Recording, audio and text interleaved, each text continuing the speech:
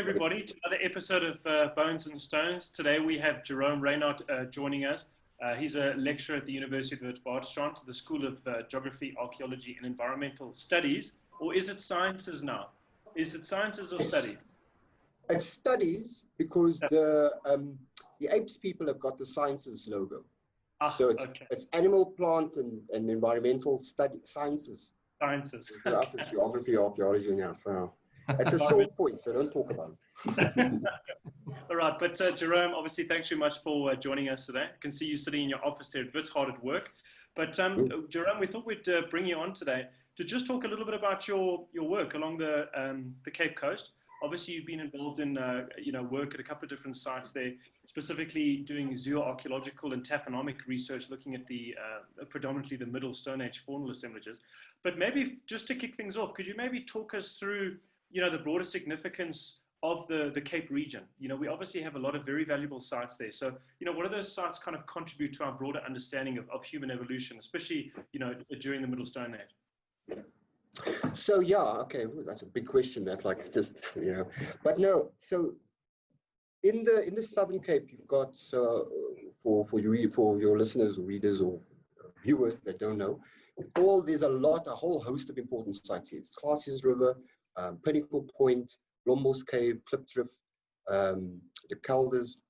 All of those sites have yielded some important ornaments that we find, exceptional things. So, for example, if we started at Lombos Cave, for example, there's the engraved ochre, there's polished bone points, there's shell beads, and all of these date back up to 100,000 years.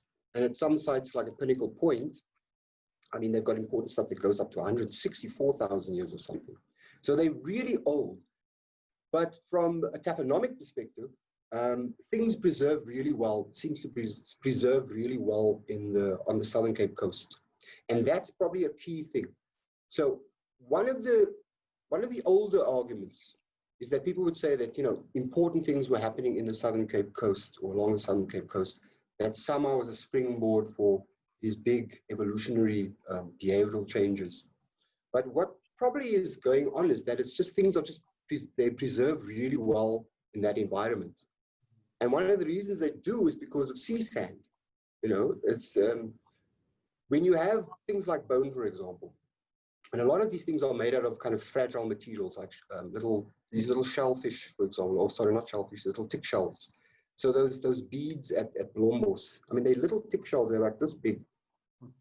They're very fragile, and they preserve really well there. Because generally at sites, you have a lot of acids, that come through carbolic acids and stuff in the soils that kind of break down everything. So I know speaking to Dom, for example, at the cradle. So years ago, I asked him, don't you guys have any cool MSA sites with bone? He kind of just laughed. He went, bone? What's bone? You don't have bone. You get fossils, but you just don't have bone because it disintegrates. Whereas in these sites in the Cape, they're all in these rock shelter sites. And all the sea sand and all those shells are very alkaline. So they counter the acids that normally go into sites. So you have a kind of a neutral pH. So I've been looking at some bone, for example, from Classies. I'm busy with it at the moment. And this stuff's like up to 100 and possibly 120,000 years old. And honestly, it could be later Stone Age, just in terms of the preservation. Obviously it's fragmented and broken, but that's a key thing. That's a key reason why these sites are important. And the other thing is that they relatively, They're relatively, not so much isolated, they're kind of isolated. There's not a lot of people there. There's a lot of people in the Southern Cape, but in those little rock shelters, they're sitting on isolated farms all along the wild coast. So it's hard for people to actually come in there and kind of destroy things and potter around and dig holes randomly and stuff. So I think that's one of the important things. And the other thing is just the length of these sequences. It's pretty much from the latest Stone Age, and it goes all the way up, as I said, to 164,000. So we've got this really good record of changes that happen through this very long period of time. And they're relatively close to each other. They're 10, 20, 30, 40, 50 Ks away or something. So we can kind of link these sites up, and we can talk about big landscape changes and social organization that happens over large areas. Yeah, I think that's the main reason why these sites or this region is so important. Thanks, Jerome. It's a great synthesis of, kind of what's been found there. I'm always blown away, whenever we talk about the coastal MSA sites, how incredible the preservation is, as you've said. So it's not necessarily, the fact that maybe there were more people there or whatever, but it's just the fact that we have these incredible rock shelters where the preservation conditions were conducive to retaining this material, and especially the organics, which is obviously great. You can obviously then ask a range of different questions. But then just in terms of your specific research, so what you've been doing in that region, obviously you've been doing zooarchaeological research and taphonomic research. In terms of looking at fauna, why do we study fauna? What kind of questions does it allow us to answer, when looking at the archaeological record? So the cool thing about fauna is that you can ask, or you can see a range of, you can ask, how shall I put this? It can tell you a range of things. So on the one hand, for example, the most obvious thing is what people ate, right? So obviously, look, people didn't just eat meat, they ate plants as well, but the preservation of bone is obviously better than it would be for more fragile plants. So we can talk about what people ate. And of course, through that, we can talk about kind of subsistence strategies. In other words, were they hunting, were they scavenging, how were they hunting, what type of hunting did they do, on the one hand. On the other hand, animals, especially large bovids in that, are a good proxy for environmental change. So as the animal assemblage changes, it starts to tell us more about how the environments change. So in other words, we can talk about you can look at subsistence behavior, and we can look at paleo-environments. And then there's technology as well. So obviously bone is a really good material. I know you lithic guys like your stones, but the thing about bone is, yeah, the thing about bone is it's not. Let's have a fight about whether stones or bones are better. Yeah, we haven't had this debate yet. We're still going to go there. I'm a bones guy, obviously. So I'm a little biased. But the thing about bone is that not only is it can be as hard, obviously, not as quite as hard, but I mean, effectively it's as hard as a lithics. So an effective hunting tool. But the other thing is that it's quite flexible as well. So you can kind of reuse this thing all the time. So it's a really good material. The other thing about it is that it's a hell of a thing to actually manufacture. So with lithics, for example, you got to get below. You had Paloma on here. You got to see those videos where she actually does some napping and stuff. I mean, it's awesome. But it's a technique you can kind of learn. Regardless of how good you are with bone, it's going to take you forever. We've tried to do experiments to like make bone points. You need power tools. Even with the power tools, it takes a hell of a long time. Whereas if you're sitting there with like a stone kind of grinding on a bone, it takes an incredible amount of time. So it becomes a really valuable possession. So it's probably being used for trade and this putting into trade networks and that. It's absolutely very valuable. So it's a very good tool. And then the other thing is also site formation processes, which is something that people forget about. That's where taphonomy comes in. So if you're looking at what happens to the changes on the bone surface itself, it could tell you whether there was the effect, tell you about the influence of water, different acids or alkaline. It can tell you exfoliation, weathering. All of these things can tell you what basically happened to the site. So it's a good proxy for that as well. So that's the advantage, I think, anyway, of bones or fauna, is that you can look at all these different things. You can talk about behavior, environment, site formation process, multiple things. Thanks, Jerome. And presumably, when you're looking at bone taphonomy and you're looking at the exterior surfaces or surface modifications, you could also then look at the potential accumulators, whether there are carnivores that are accumulating the assemblages or whether they're a result of human occupation. But I'm just going to hand over to Tim. Jerome, he's got a question for you. Yeah, thanks, Jerome. That's really interesting. I mean, I always wanted to get into fauna, and probably like you, it's because I love biltong and dwarf. But I then thought, let me rather go to stones. No, so my question is actually around the subsistence economies, paleoclimatic information. So obviously, the kind of fauna that you're getting at a site is the fauna that humans are, let's just assume that they're consuming this kind of stuff or using it. So they're bringing it and curating it at a site for whatever reason, or it's being deposited at the site. How do you account for the missing element, like the kinds of stuff that people aren't using, aren't hunting, aren't collecting or trapping? And how does that influence reconstructions of paleoclimatic records and such things? Wow, that's a hard question, actually. That's something that we still, it's a terrible. Thanks, buddy. What's your favorite color? Let's begin with that question. Yeah, there we go. No, honestly, that's a really hard question because there's a lot of debate about that because people would say, so obviously you get things like hyena den. So at Pinnacle Point, for example, there's the Pinnacle Point 13B, that's the famous site. And I think Pinnacle Point 9 as well. So that's where you've got lithics and you've got evidence of people that have actually lived there. But then there's another site called Pinnacle Point 30, and that's a hyena den. And that's an ancient hyena den going back to MI6, so 160,000 odd years ago. And hyena dens are great because they are generally considered a true reflection of the environmental conditions, right? So hyenas are just taking every animal. But then studies like by Bunn, for example, when you looked at the Kung in Botswana, like in the 80s, you know, his PhD, he found that a lot of times people there, or the Kung in any case, were also taking pretty much what's in the environment. So it seems that I would argue, I mean, other people disagree with me, but I would argue that often hunter-gatherers would take what's in the environment in any case.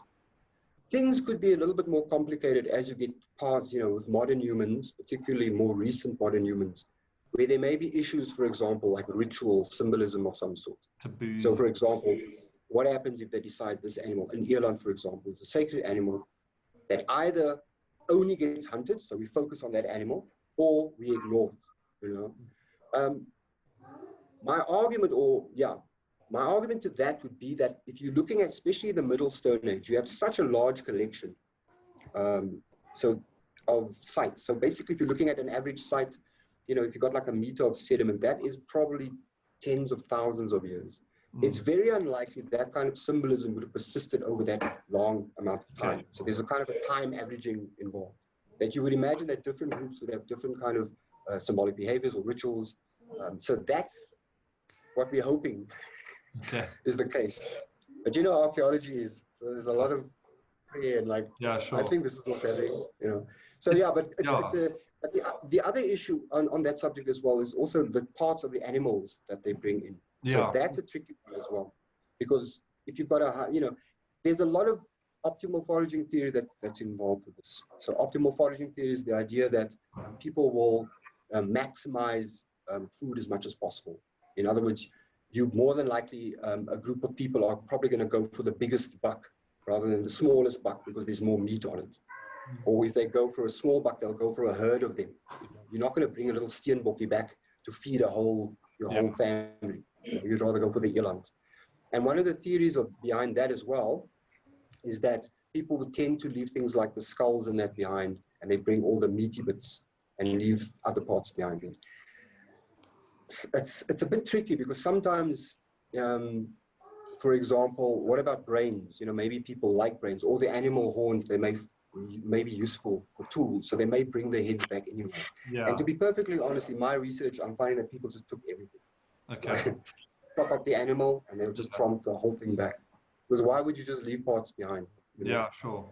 And the parts that are missing is probably a taphonomic thing. That some parts are lower density and they don't survive as much as the higher density parts.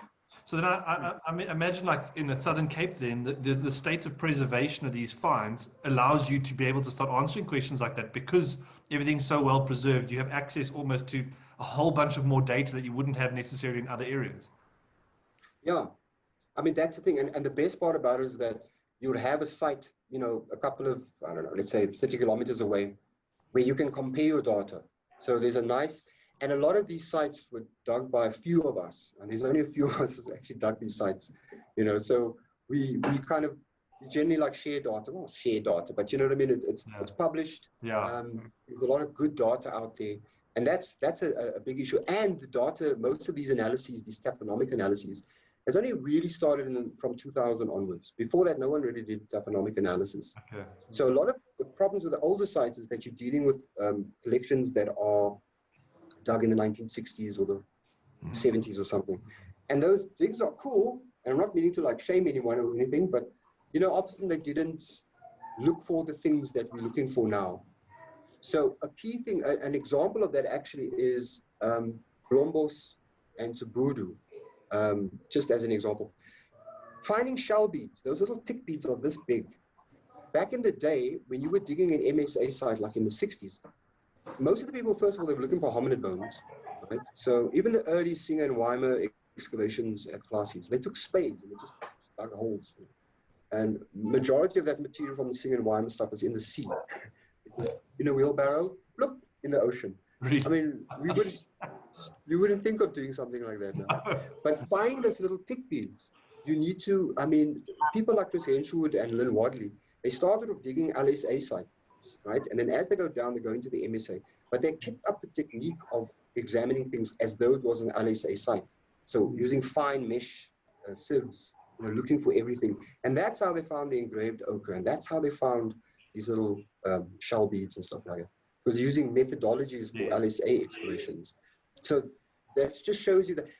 So what I'm trying to say is that, in a sense, from the 2000s, we're using kind of, hopefully, using newer methodologies. We're going through everything, looking at every fragment of bone. Yeah. So that's hopefully we can find out lots of information because of that. It just takes a lot of time. Jerome, that's awesome. Thank you. Yeah, I suppose it's extremely crucial, to maintain those methods, to maintain that level of resolution. But if I could maybe just come full circle, getting back to the actual faunal assemblages, you mentioned environmental conditions, paleo-environmental conditions. And I was wondering if you could maybe just unpack that a little bit more. In terms of your faunal analyses, what kind of aspects of the paleo environment are you able to investigate? Or sorry, let me maybe word this differently. We were discussing, before we started the interview, the palaeoclimates plain, kind of concept and stuff. And, how do you kind of investigate those aspects by looking at faunal assemblages specifically? Well, I'm glad you asked me that question because I do love the plain. So the palaeoclimates plain, for those of your viewers who don't know, the Southern Cape, so the border of the Southern Cape, as glacial periods would have come. So the thing about glacial periods is that people have this impression that the glacial periods are, massive icebergs and all these huge ice glaciers, hence glacial period, But that was a European phenomenon. In Africa, it was more like having, well, in Central Africa, it was dry. I mean, so think of a Joburg winter. That would have probably been more like a glacial period. But what would have happened on the coast was that as these glacial periods happen, the glaciers themselves suck up all the sea water. So sea levels drop, and they drop significantly. Like maybe a meter or something like that, a couple of meters. Now, along the southern coast, you have the Gullis Bank. Now, the Gullis Bank is relatively shallow. So if you have, like, let's say a meter or two a sea level drop, that ends up being like 100, maybe 180 kilometers of extra land that occurs south of the Southern Cape coast. So that whole area, and I mean, there was probably a good few thousand square kilometers of extra land south of the present southern coastal coast, basically. And what many researchers like Curtis Marion that have been looking at, and indeed what I look at, is the kinds of animals that would have inhabited that area. What we think was happening was that there was an increase in grasslands. So as this area would have, this land, as glacial periods kind of come into play, and this land is increased, you have all these extra grasslands, mostly like renosterveld, but proper grasslands, which would have all these kind of buck that normally inhabit grasslands. So basically, animals like hartebeest, wildebeest, just think of the Serengeti, right? The plains of the Serengeti. You start finding in glacial periods, you start finding very similar animals in the Southern Cape that you shouldn't find there. Wildebeest, hartebeest, there's giraffe, elephant, you know what I mean? There's a lot of just weird animals that shouldn't be there. And you're finding them, and mostly, if I look at an assemblage, for example, you'd compare the proportion of one type of animal to another. So some animals are browsers, right? They eat leaves of trees. Others eat grass, and others eat a little bit of both. So we start looking at the proportions of these animals. And what you find is during glacial periods, you find lots of grazers, in other words, animals that only eat grass, that occur in a lot of these sites, like Klipdrift, for example, Pinnacle Point, and Blombos. And these tend to correlate with these marine isotope stages that are linked to glacial periods. So we find a lot of that there. And there's a lot of research that's been going into the kinds of animals. So for example, the extinct bluebuck, which became extinct not that long ago in the 1800s, the last one was shot. It's a type of a rowan. It's a smaller version of a rowan, but it looks like it was actually endemic to the Southern Cape. And it seems as though it was actually endemic to that particular region. And one of the reasons it went extinct was this large palaeoclimates plain, or the southern coastal plain, has disappeared. So a lot of animals have disappeared from that area. Obviously, we don't get wildebeest in the Cape anymore.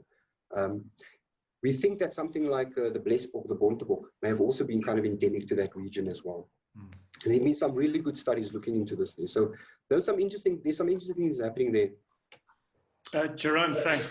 That's amazing, the whole palaeoclimates plain idea. But if I could just touch on two things quickly. First of all, the incredible loss of sites, because obviously if we're dealing with a massive expanse, hundreds or thousands of square kilometers that are now underwater, obviously what we have now in these rock shelters is just such a small sample of what would have been available on the landscape. Exactly. And just secondly, something that I picked up in one of your papers, just in relation to the ungulate species.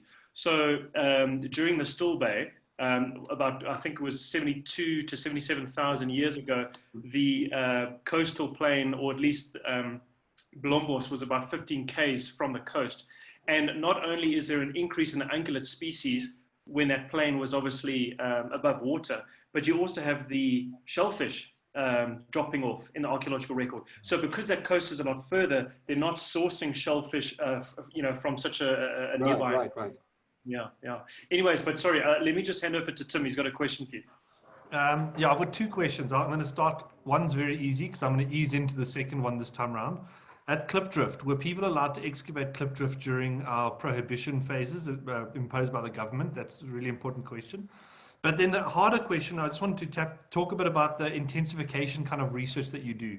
And when you look at these periods of intensification, how do you gauge intensification? I mean, is it pure? Are we looking just at counts of artifacts, at intensity of artifacts, or frequencies, or are there other measures that you're using to examine intensification?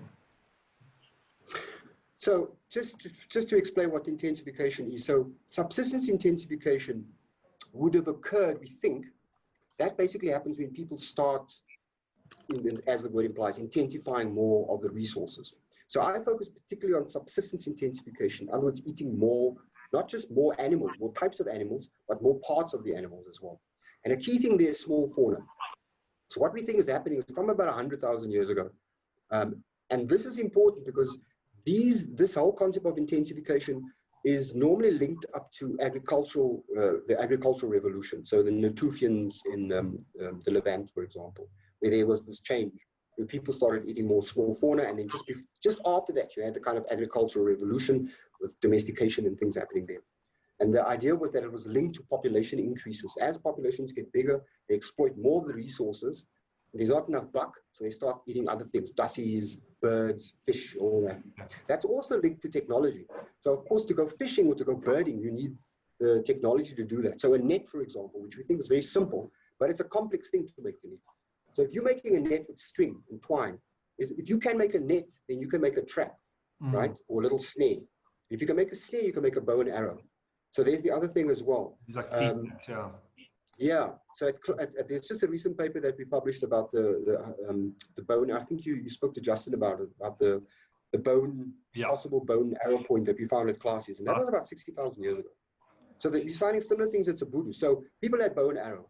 Bow and arrow is a great thing to actually taking down things like dussies or smaller bobbins. Sabudu is a perfect example. You get a massive amount. I think it's a blue duiker, just pure amounts of blue duiker. And we think that what's happening there is that intensification, people are eating more of these kind of small animals. And we start finding evidence of this in the Southern Cape, specifically at Blombos Cave and also at Klipdrift. But it's interesting about Blombos Cave because this is starting to happen about 100,000 years ago. So this is becoming much earlier than we see that in other sites. In terms of looking at other things, so, okay, obviously I focus on the fauna remains, right? So that's what I look at. The tricky part there is to determine whether animals ate these things, because obviously at a lot of these sites, you find dusty remains and Cape Dule mole rats. Sure. But these rock shelters were also inhabited by raptors, by carnivores, hyenas, leopards. They would have eaten this. So that's where taphonomy comes in. So we look at the taphonomic modifications. Were they burnt? Are there cut marks or percussion marks on them? You do find them on little small fauna. It's also tricky though, because obviously with a little thing this big, you may not cut it with a knife. You can just tear it apart, hook it and tear it apart. So burning becomes important. But sorry, Jerome, can I just jump in? It seems like we're going to get booted off Zoom in less than a minute. I don't know if you want to maybe just finish up there and then I'll just sign off. Yeah. No, sorry, man. I'm chatting too much here. Oh, it's so interesting. Yeah. So, I mean, so what's interesting is in the Southern Cape, for example, we're finding this evidence of intensification earlier than other places. So it looks like there is things happening there. I mean, I don't mean to belittle what's happening there. There are lots of signs of early evidence of modern human behavior with all these trinkets, bows and arrows, and the technology that kind of came with that thing. Why? Who knows? I mean, if it's just, and I think this, you find evidence other places, but I think that because of the preservation that we discussed earlier, it's just more evident there. Okay. Basically. Cool. Thanks. Cool. Well, thanks, Jerome. Let me sign off quickly and just thank you very much for also growing that very impressive moustache. Hey, man, check it out, man. So thanks. You look like a corrupt sheriff in a smoking a bag. But thanks for the chat. It was really great, and I'm sure we'll be chatting to you again sometime soon about some more upcoming research and stuff. But yeah, we really appreciate your time today. It was an incredibly interesting chat. Thank you. Cool. Thanks, guys. Thanks for this whole thing. I love it. Cool. Awesome. Thanks for joining us. Cool. Cheers.